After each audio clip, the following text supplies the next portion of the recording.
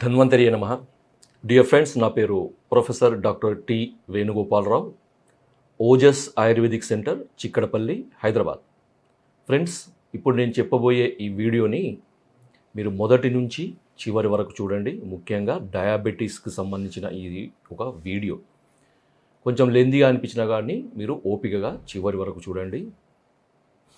Friends, డయాబెటీస్తో బాధపడే వాళ్ళలో ముఖ్యంగా ఎన్ని రకాల మందులు వాడుతున్నా కానీ షుగర్ లెవెల్ అనేది కొంతమందిలో కంట్రోల్ కాకుండా ఉంటుంది.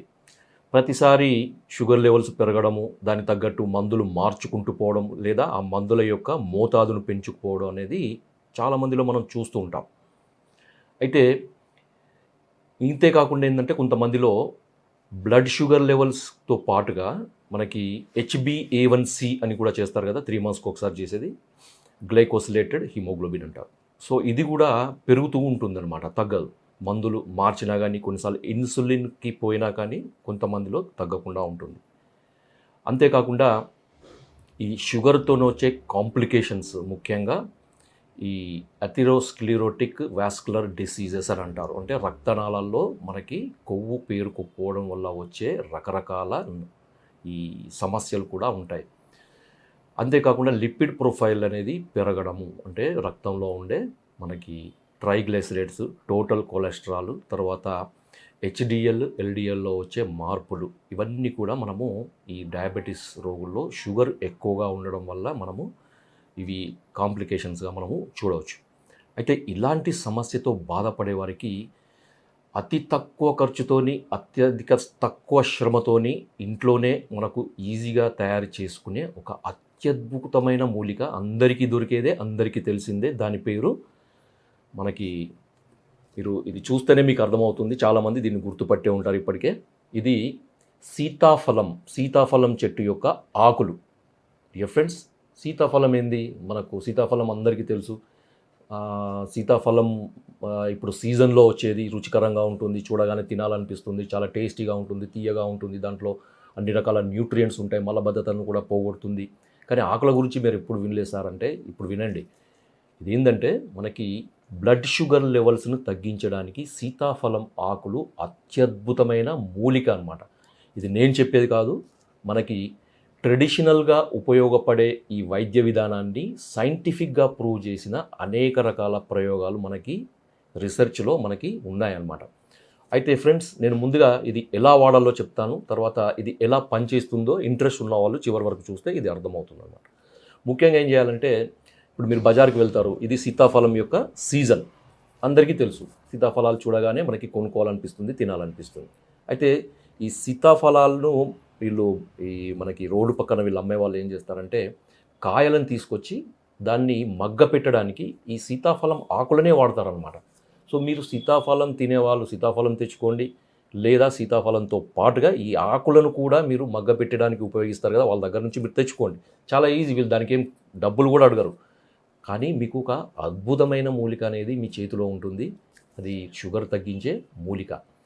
దీన్ని ఏం చేయాలంటే, మీరు ఈ పై విధంగా మీరు సీతాఫలం అమ్మే వాళ్ళ దగ్గర నుంచి ఆకులు తెచ్చుకోనైనా, లేదా ప్రత్యక్షంగా మీరు చెట్టు దగ్గరికి వెళ్ళి, కొన్ని చోట్ల మనకి చెట్టు దొరుకుతుంది. సిటీలలో కూడా అక్కడక్కడ కొంతమంది ఇళ్ళలో పెంచుతారు, లేకపోతే మామూలుగా బంజరు భూముల్లో, బహిరంగ ప్రదేశాల్లో ఈ చెట్లు పెరుగుతాయి. కొంచెం గుట్టలు అట్లా ఉన్న ప్లేస్లో ఈ సీతాఫలం చెట్టు సంవత్సరం పొడవునా పెరుగుతుంది.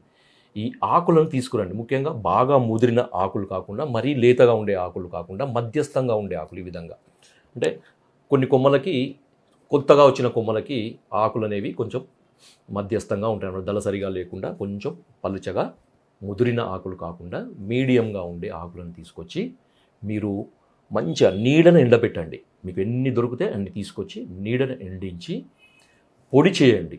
మీరు మిక్సీలో వేసి గ్రైండ్ చేసి పొడి చేసుకోవచ్చు, లేదా ఏదైనా కల్వం కానీ, లేదా ఏదైనా దంచేది ఏదైనా ఉంటే దాంట్లో అయినా కానీ మీరు దంచి వస్త్రగాలితమైన పొడిని చేసుకొని, మీరు ఒక మంచి ఎయిర్ టైట్ కంటైనర్లో కానీ, ఏదైనా స్టీల్ కంటైనర్ కానీ, లేదా మీకు ఏ కంటైనర్ దొరికినా పర్వాలేదు, ఆ కంటైనర్లో జాగ్రత్తగా పెట్టుకోండి.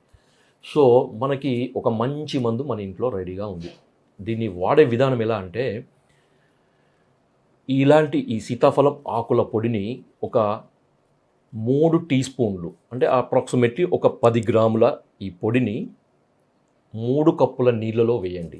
మనం టీ తాగే గ్లాస్ కానీ, లేకపోతే టీ తాగే కప్పు కానీ.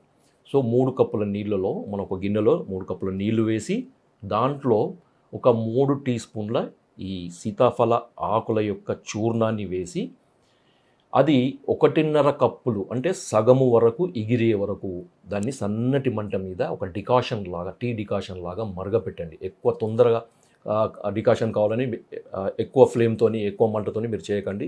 కొంచెం ఓపికగా మీడియం ఫ్లేమ్ మీద మీరు దీన్ని మరిగిస్తూ ఉంటే కొద్దిసేపటికి ఒక 5 నిమిషాలు పట్టొచ్చు, 10 నిమిషాలు పట్టొచ్చు. అది మెల్లమెల్లగా మనకి 3 గ్లాసులది 3 కప్పులది 1.5 కప్పులు అవుతుంది. అంటే సగము మనకి ఇది నీరు ఎగిరిపోయి మనకి సీతాఫల ఆకుల యొక్క కషాయం అనేది మనకు తయారవుతుంది అనమాట. సో ఇలా తయారైన కషాయాన్ని ప్రతిరోజు మీరు ఉదయం బ్రష్ చేసుకున్న తర్వాత పరగడుపున తాగండి. డియర్ ఫ్రెండ్స్, ఇది ఒక అద్భుతమైన ప్రక్రియ.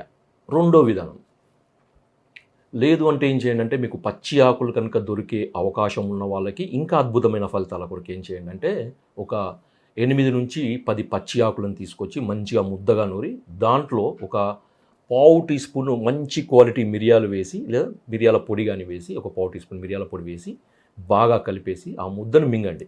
ప్రతిరోజు కూడా ఉదయము పరగడుపున బ్రష్ చేసుకున్న తర్వాత. దీని తర్వాత ఏంటంటే, మీరు షుగర్కు సంబంధించిన ట్యాబ్లెట్స్ కానీ అవన్నీ కానీ ఏమీ వేసుకోవద్దు. ఒక గంట తర్వాత మీరు ఏదైనా మీరు బ్రేక్ఫాస్ట్ కానీ ఏదైనా చేస్తూ ఉండండి. ఈ 2 రకాల పద్ధతులు మనకి ఏది వీలైతే అది చేస్తూ పోవచ్చు. మీకు బ్లడ్ షుగర్ లెవెల్స్ అనేవి ఒక గంటలో, అంటే మనకి నేను చెప్పేది కాదు, ఇది రిసెర్చ్లో తేలిన విషయం అనమాట. ఒక గంటలో మనకి 17 నుంచి 40% తగ్గుతాయని మనకి రిసెర్చ్లో తేలిందనమాట. అంటే ఎంత అద్భుతమైన మూలిక ఇది అనేది మీకు అర్థమవుతుంది. డియర్ ఫ్రెండ్స్, దీనికి సైంటిఫిక్గా ఏం చేశారంటే, మనకి ఈ రీసెర్చ్లో మామూలుగా అయితే అలోపతిలో మనకి సల్ఫోనిలోరియాస్ అనే ఒక యాంటీ డయాబెటిక్ డ్రగ్స్ ఉంటాయన్నమాట. గ్లిబెనిక్రిమైడ్, గ్లిక్రజైడ్, గ్లిపిజైడ్ అని మనకి sulphonylurea group of anti diabetic drugs అంటారు. వీటిని ఇన్సులిన్ సెక్రెటోగోగ్స్ అంటారు. అంటే ఇవి ఏం చేస్తాయంటే, బీటా సెల్స్ని స్టిమ్యులేట్ చేసి ఇన్సులిన్ని తయారయ్యేటట్టు చేస్తాయండి. వీటిని ఏ విధంగా పనిచేస్తాయంటే, ఈ బీటా సెల్స్ యొక్క సెల్ మెంబ్రేన్లో ఉండే ఏటీపీ సెన్సిటివ్ పొటాషియం ఛానల్ అని ఉంటాయన్నమాట. ఆ ఛానల్స్ని బ్లాక్ చేయడం వల్ల మనకి ఇన్సులిన్ అనేది ప్రొడ్యూస్ అవుతుంది. సో రీసెర్చ్లో తేలింది ఏంటంటే, ఈ గ్లిబెన్క్లిమైడ్ వల్ల ఎంతైతే బ్లడ్ షుగర్ లెవెల్స్ తగ్గడానికి అవకాశం ఉందో అంతకంటే ఎక్కువ లేదా దాంతోని సమానంగా ఈ ఇన్సులిన్ సిక్రేషన్ అనేది మనకి ప్రొడ్యూస్ అవుతుంది అనేది ఈ రీసెర్చ్లో తేలింది. అందుకనే ఆయుర్వేదంలో మనకి మూలికా వైద్యంలో ఇది ఒక ఇన్సులిన్ సిక్రెటోగోగ్ అని చెప్పొచ్చు. దీనివల్ల ఏమవుతుందంటే ప్లాస్మా ఇన్సులిన్ లెవెల్స్ పెరుగుతాయని కూడా ఇది మనకు శాస్త్రీయంగా నిరూపితమైందనమాట. అయితే చాలామందికి డౌట్, సార్ మరి ఒకసారి మనం తయారు చేసుకున్న పౌడరు ఎన్ని రోజులు ఉంచుకోవచ్చు అంటే, మీరు ఒకసారి మీకు సీజన్లో మీకు తయారైన సీజన్లోనే దొరుకుతుంది. మీకు చెట్టు అయితే మాత్రం మనకి సీజన్ మొత్తం మనకి ఎప్పటికైనా దొరుకుతుంది. అది సంవత్సరం పొడవునా మనకి చెట్టు దొరుకుతుంది.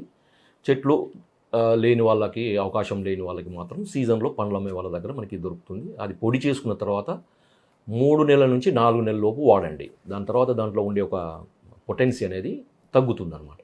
ఇది వాడేటప్పుడు ఏం చేయాలంటే, ముఖ్యంగా ఇన్సులిన్ వాడేవాళ్ళు మీరు జాగ్రత్తగా మానిటర్ చేసుకుంటూ ఉండండి. ఇన్సులిన్ లెవెల్స్ అనేవి మీరు చెక్ చేసుకుంటూ ఉండండి. ఎంత ఇన్సులిన్ వాడుతున్నారు, ఎంత ఇన్సులిన్ వాడితే మనకి షుగర్ ఎంతవరకు కంట్రోల్ అవుతుందనేది చూసుకొని దాన్ని నోట్ చేసుకోండి. నోట్ చేసుకున్న తర్వాత నెక్స్ట్ డే నుంచి ఈ సీతాఫల ఆకుల చూర్ణాన్ని, లేదా ఇంతకుముందు చెప్పిన కషాయము, లేదంటే మనకి ఈ ముద్ద, దాన్ని నూరిన ముద్దను మిరియాలతో వాడడం చెప్పాను కదా. సో అది వాడుతూ మీరు మళ్ళీ ఇన్సులిన్ తీసుకుంటూ చెక్ చేయండి. సో మీకు ఇన్సులిన్ తీసుకుంటే ఎంతైతే షుగర్ తగ్గుతుందో అంతకంటే కూడా ఇంకా తగ్గుతుంది. అలాంటప్పుడు మళ్ళీ ఏం చేయండి అంటే, ఒక ఇన్సులిన్ యొక్క డోసు మోతాదు అనేది తగ్గించండి. ఒక 2 యూనిట్లు తగ్గించండి. లేదా మీరు మంచి ఆయుర్వేద డాక్టర్ని మీరు సంప్రదించి ఎంత తగ్గాలి, దీనివల్ల ఎంత షుగర్ తగ్గుతుంది అనేది డాక్టర్లు నిర్ణయిస్తారు. కాబట్టి మీరు అది చూసుకుంటూ మానిటర్ చేసుకుంటూ తగ్గండి. అయితే మరి ప్రతిరోజు ఓన్లీ మీకు పరగడుపున మాత్రమే తీసుకోవాలా, 2 పూటలు తీసుకోవాలా, 3 పూటలు తీసుకోవాలా అనేది కూడా డౌట్ కదా మీకు. అయితే కొంతమందిలో ఫాస్టింగ్ ఇన్సులిన్ బాగా ఎక్కువ ఉంటుంది, కొంతమందిలో పోస్ట్ లంచ్ ఇన్సులిన్ ఎక్కువగా ఉంటుంది. కాబట్టి మీరు ఫాస్టింగ్ బ్లడ్ షుగర్ లెవెల్స్ ఎక్కువగా ఉన్న వాళ్ళు ఫాస్టింగ్లో మాత్రమే తీసుకోండి, పరగడుపున మాత్రమే తీసుకోండి. కొంచెం ఫాస్టింగ్, పోస్ట్ లంచ్ ఇవన్నీ పెరుగుతూ ఉండే వాళ్ళకి 2 పూటలు కానీ 3 పూటలు కానీ తీసుకోవాలి. ఇలా తీసుకుంటూ ఉండడం వల్ల ఏంటంటే మనకి మీరు ఆశ్చర్యపడే రీతిలో మనకి ఇన్సులిన్ తీసుకునే వాళ్ళలో ఇన్సులిన్ యొక్క మోతాదు తగ్గుతుంది. కొంతమందిలో, చాలా తక్కువ మందిలో ఇన్సులిన్ అసలే అవసరం లేకుండా పోతుంది. ఇది శాస్త్రీయంగా నిరూపితమైంది, నేను చెప్పేది కాదు. తర్వాత ఎర్లీ డయాబెటిక్ అంటే ప్రీ డయాబెటిక్ లేదా ఎర్లీ డయాబెటిక్, రీసెంట్గా డయాబెటీస్ వచ్చిన వాళ్ళు ఏం చేయాలంటే దీన్ని ఎటువంటి మందులు వాడడం మొదలు పెట్టకండి మీరు. అంటే అలోపతిలో మీకు మెట్ఫార్మిన్ అనేది ఫస్ట్ డయాబెటీస్ డిటెక్ట్ కాగానే మెట్ఫార్మిన్ అనేది స్టార్ట్ చేస్తారు. దానివల్ల కొన్ని ఉపయోగాలు ఉంటాయి, కొన్ని నష్టాలు కూడా ఉంటాయి. కాబట్టి ఏంటంటే అలోపతిలో షుగర్ను తగ్గించే మందులు తీసుకోవాలనే ఇష్టం లేని వాళ్ళు ఏం చేయండి అంటే ముందుగా దీన్ని మీరు స్టార్ట్ చేయండి. స్టార్ట్ చేసిన తర్వాత మీకే తెలుస్తుంది ఆశ్చర్యకరమైన రీతిలో మీ షుగర్ లెవెల్స్ అనేవి నార్మల్ అవుతాయి. డియర్ ఫ్రెండ్స్, ఇంకా మనకి ఈ ప్రీ డయాబెటిక్ ఉన్న వాళ్ళు కూడా వారంలో 1-2 సార్లు మీరు ఏంటంటే టీ డికాషన్ లాగా దీని పొడిని డికాషన్ చేసుకుంటూ తాగండి. ప్రీ డయాబెటిక్ ఉన్న వాళ్ళు డయాబెటిక్కి మారకుండా, చేంజ్ కాకుండా, అంటే డయాబెటిక్కి ఆ స్టేజ్కి రాకుండా మీకు ఇది చాలా అద్భుతంగా తగ్గుతుంది. తర్వాత HbA1c లెవెల్స్ కూడా మనకి 40 రోజులలో, ముఖ్యంగా మనకి యాక్చువల్ అయితే మనకి HbA1c అనేది 3 నెలలకు ఒకసారి చేస్తారు. కాబట్టి ఇది స్టార్ట్ చేయకముందు HbA1c లెవెల్స్ చూసుకోండి. స్టార్ట్ చేసిన 3 నెలల తర్వాత మళ్ళీ HbA1c లెవెల్స్ చూసుకోండి. మీకు కనీసం ఒక 5-6% వరకు మనకి HbA1c లెవెల్స్ అనేవి తగ్గుతాయి.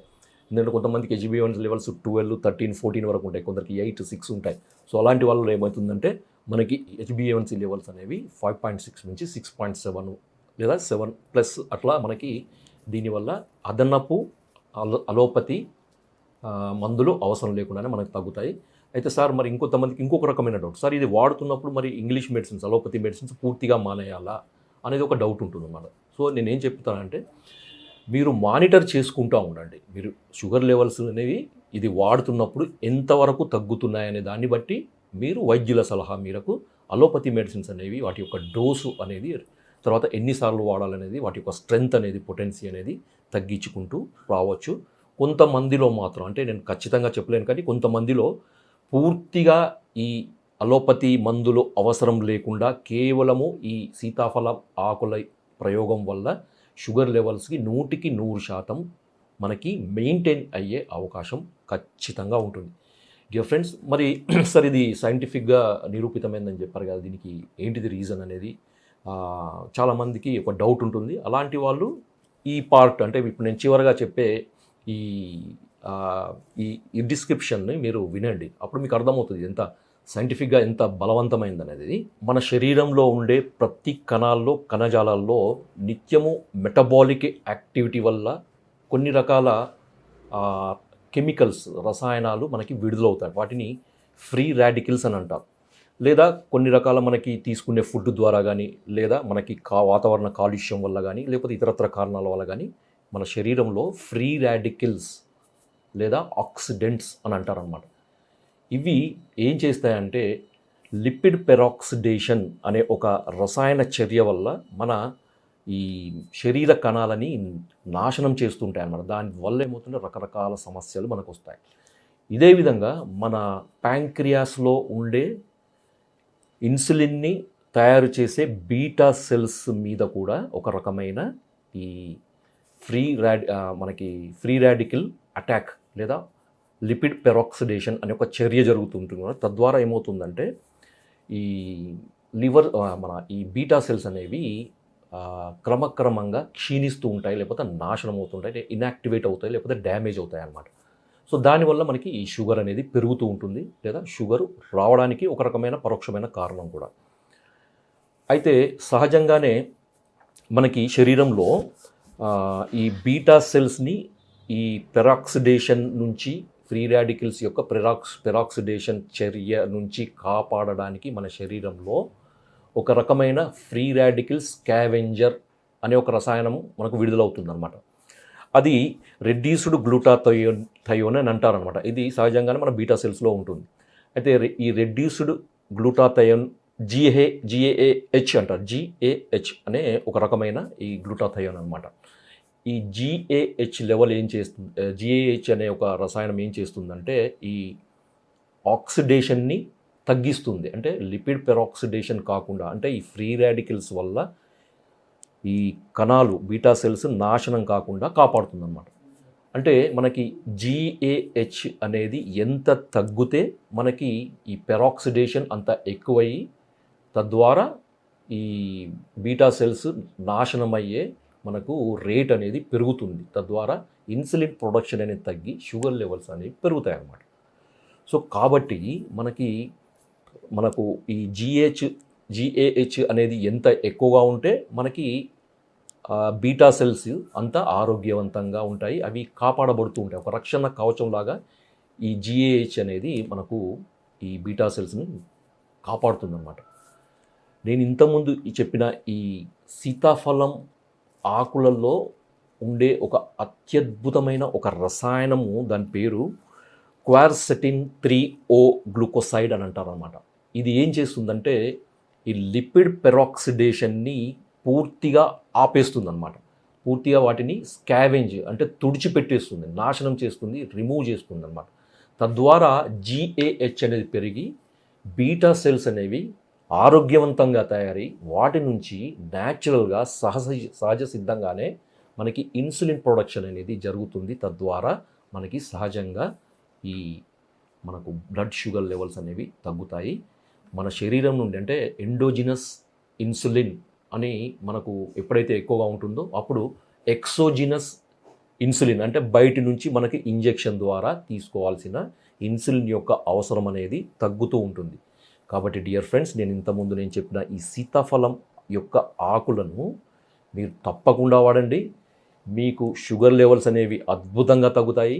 ఇన్సులిన్ తీసుకునే వాళ్ళకి కూడా ఇది ఒక మంచి వరప్రసాదం. జై ఆయుర్వేద.